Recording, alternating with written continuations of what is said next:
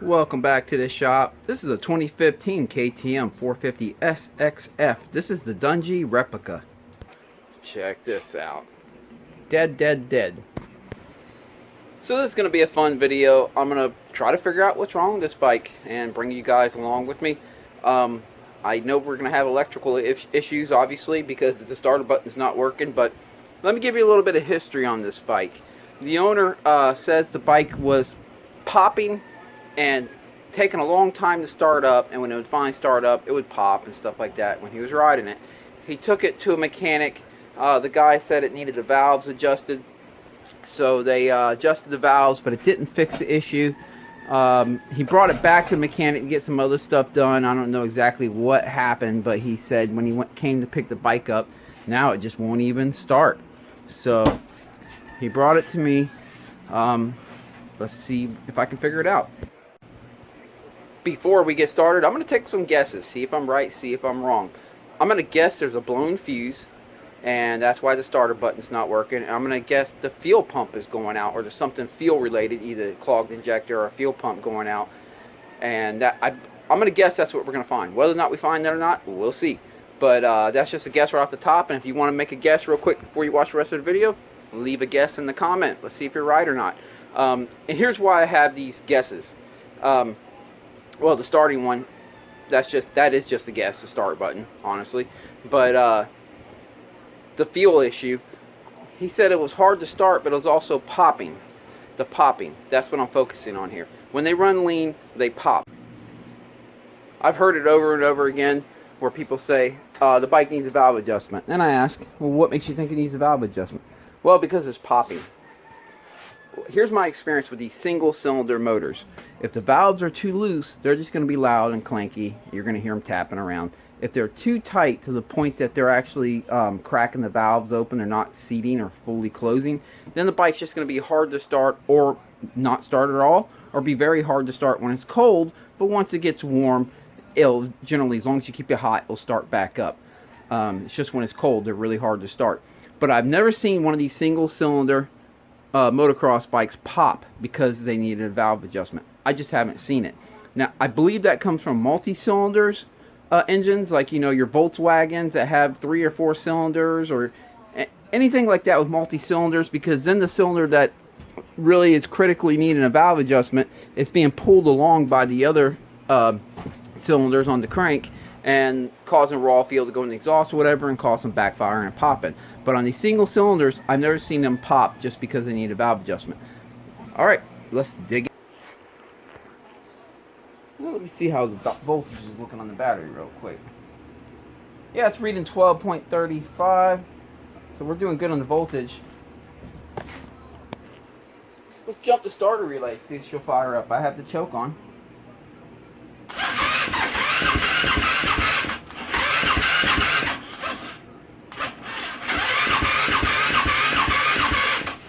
Nope. Let me go ahead and put on the battery charger. Alright, let that battery charge up while we fool this thing. Even with the blown fuse, when you jump the starter relay, it will turn the starter over. All I did was just jump these two right here. But let's check the fuse.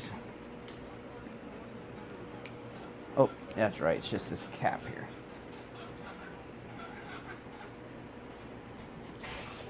Alright, I know one of these fuses is just a spare fuse.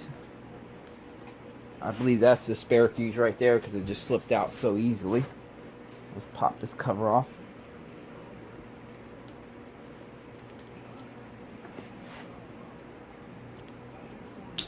There we go.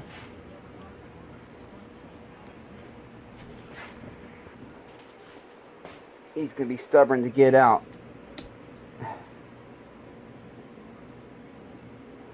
Ha! Oh, let me get on the camera. That is a blown fuse. I don't know if you can see it in there. I see it. I'll show you. Have my volt heat meter here. It'll beep when these touch together. Let's see. No beep. Alright. And then here is the spare fuse. So there we go. Blown fuse. Let's pop the new fuse in real quick and see what happens. Let's see. Then we have to figure out why it's hard starting. Remember, that was the original problem. It's just hard to start. Now it's popping.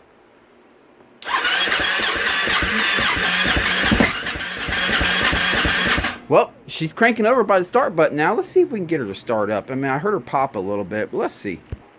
Let's see.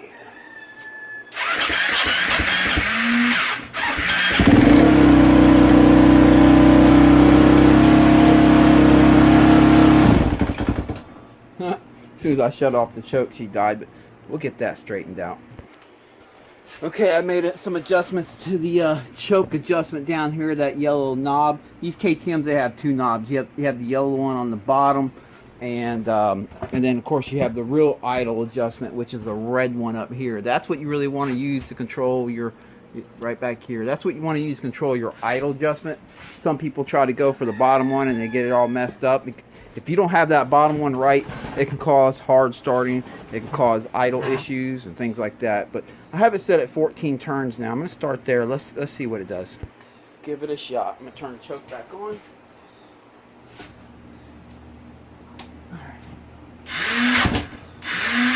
His starter clutch is going out.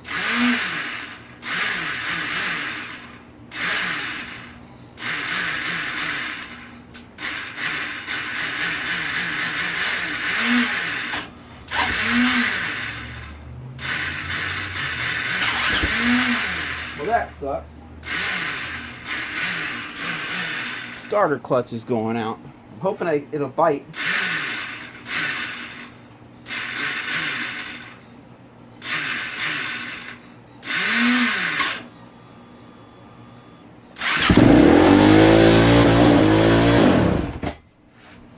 Well, that made the idle too high. Let me shut the choke off. Try it again.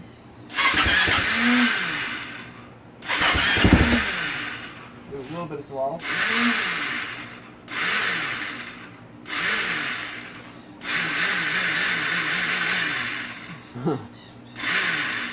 This thing's gonna need a new starter clutch.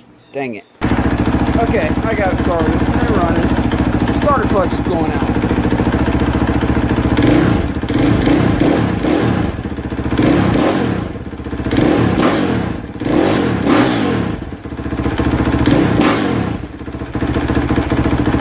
Seems to be running okay.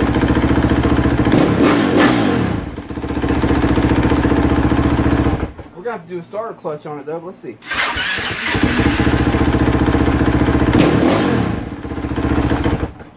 So far, so good. Starter clutch.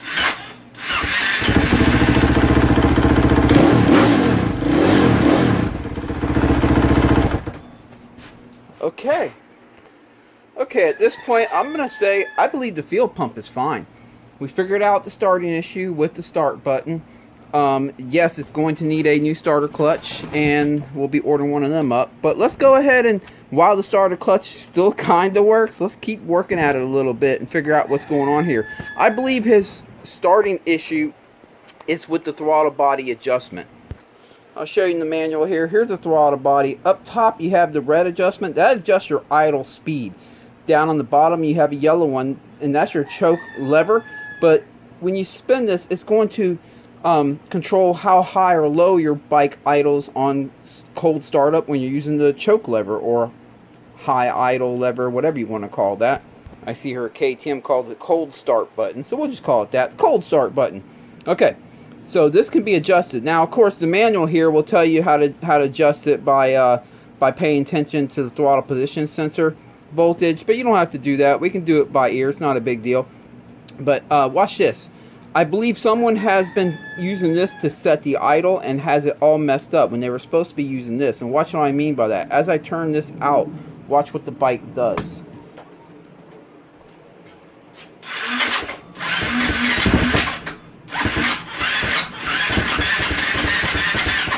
If I can get it to start up.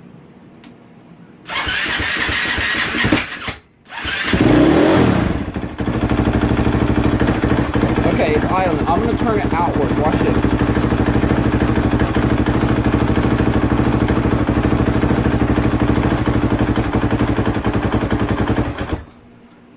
See how the idle lowered and it died?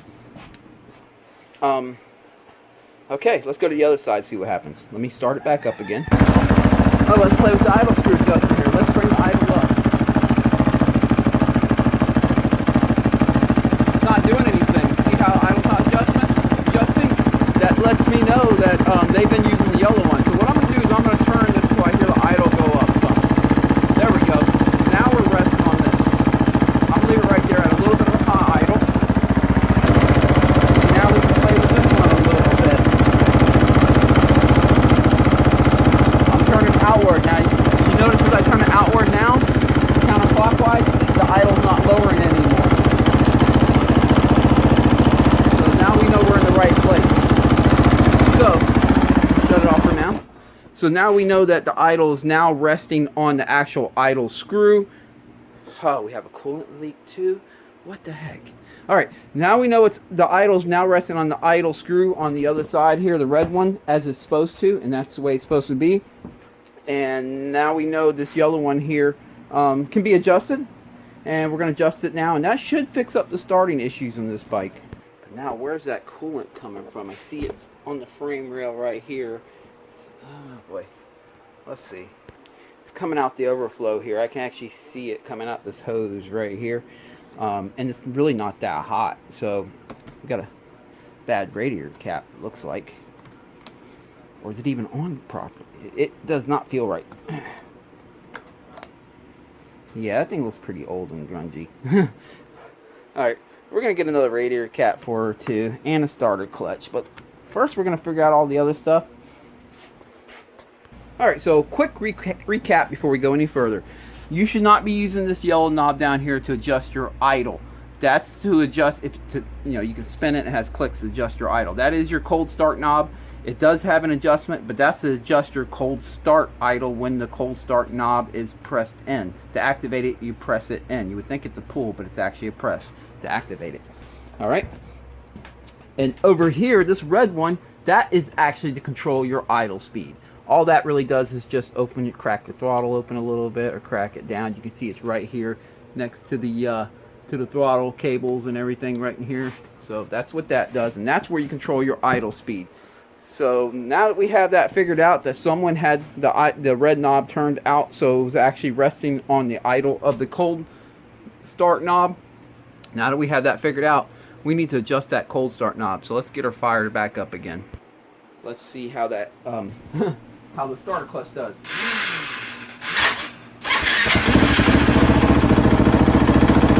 All right.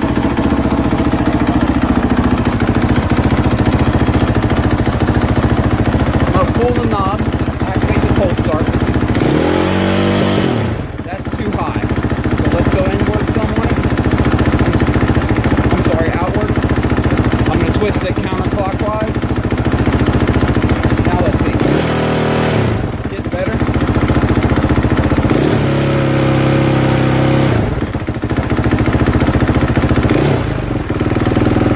And now I can leave it in. I got to press in, activated, the cold start is activated. Now I'm going to adjust idle.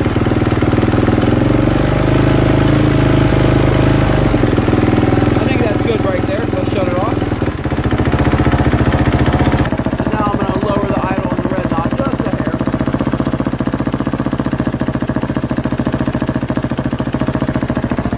Right there. Okay. I think that should be it. Let's try to start her up. See, cold start is off. Bike's warm.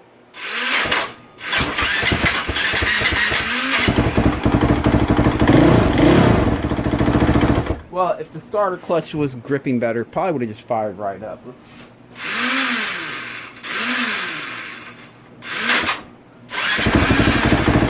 There we go.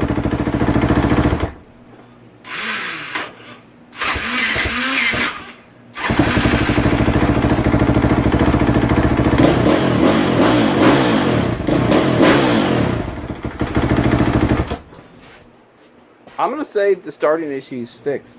I have seen them yellow knobs when they're not adjusted properly. These bikes will be a pain in the butt to start. It's just how it is. You have to get them adjusted properly for them to start well and run well. I believe that fixed that. Well, all we have to worry about now is putting a new starter clutch in it. and a new radiator cap, and I think she's going to be good to go. I'm going to say that probably fixes popping issue as well. I haven't heard it pop yet. I'm going to put a new spare fuse in here, just in case he's on the trail one day and the fuse goes out. He will have another spare fuse in there. But yeah, after we fix the starting clutch issue and everything like that, we'll take it for a test drive and see if it does any popping. But I do know when that choke knot, cold start knot, is not adjusted properly, it can definitely cause starting issues. I imagine if it's causing starting issues, maybe it can cause pop issues too. I'm not for certain, but I haven't heard it pop yet. It seems to be running good. So I'm gonna order a starter clutch for it and gaskets and all that stuff that's needed to change the starter clutch on this bike. There we go.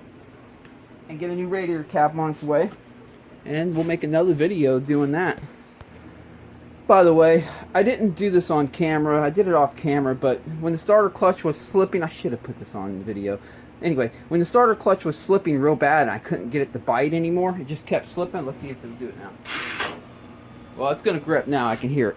But anyway, one of the tricks that I did, I just kept hitting the button. It just kept going zoom, zoom, zoom, and the starter clutch wasn't biting. So what I did is I kicked it in gear, and I sat here and I bounced the tire as I hit the button like this until it grabbed again. Then I put it in neutral, and then I hit the button. Wow, she's starting right up now. So if you have a starter clutch issue and you just need to get by, you can put the bike in gear, roll it back and forth, or if it's on the stand, roll the wheel back and forth while you hit the button until you hear the starter clutch grab. Let go of the starter button, put it back in neutral, and hit the starting button. And that's going to give you your best fighting chance to get it started up again, so you can keep riding until you can get to that starter clutch. Well, that's pretty much it. Well, I was right as far as the fuse. I was wrong as far as the fuel pump. It just ended up being a throttle body adjustment, it seems. Of course, we're going to test it out some more after I put the new starter clutch in to see if this fix definitely holds true through time, but I believe it will. I think we just put a new starter clutch in it, new radiator cap in it, and this bike's going to be good to go. So stay tuned for that video where I will be replacing the starter clutch in this 2015 KTM 450. And as always, I appreciate you guys for sitting through and watching this stuff. I hope it was informative and entertaining. Saturday, I will be at 74MX. Going to go out there and ride for the day. I will be taking out the YZ125. Then the following weekend, I have a FTR race, Hare Scramble, Dade City FTR Hare Scramble. That's going to be a good time. But yeah, so I appreciate you watching this. Hope you guys have a good evening. Hope you guys have a great weekend of riding. Catch you next time.